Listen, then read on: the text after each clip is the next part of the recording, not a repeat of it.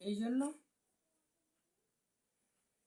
যা কিছু করি ইমানের উপর অটুট থাকে, ইমান থেকে বিচ্ছেদ হওয়া যাবে না,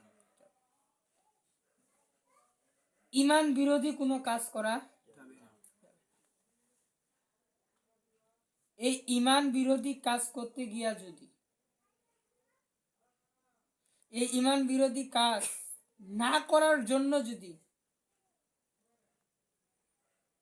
আমাকে কেউ মারে, কেউ গালি দেয়, অথবা আমার কোনো শাস্তি আমার উপর প্রয়োগ করে, তারপরে ইমান ছাড়া যাবে না।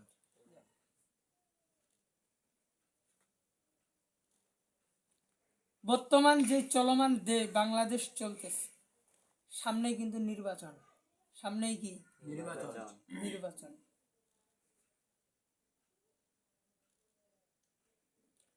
জামাত করেন, আওয়ামী লীগ করেন, বিএনপি করেন, যে কোনো দল করেন, কোনো বাধা নাই।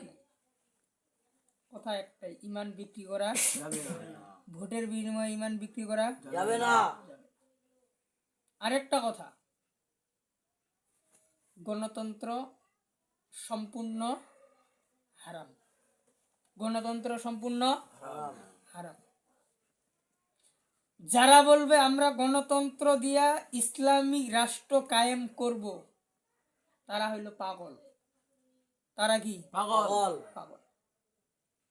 কারণ গণতন্ত্র দিয়া কোনোদিন ইসলামিক রাষ্ট্র কায়েম করা যাবে না।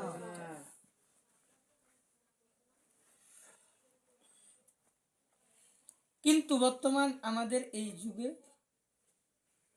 মূলনীতি হইল গণতন্ত্র। ঠিক ঠিক, মূলনীতি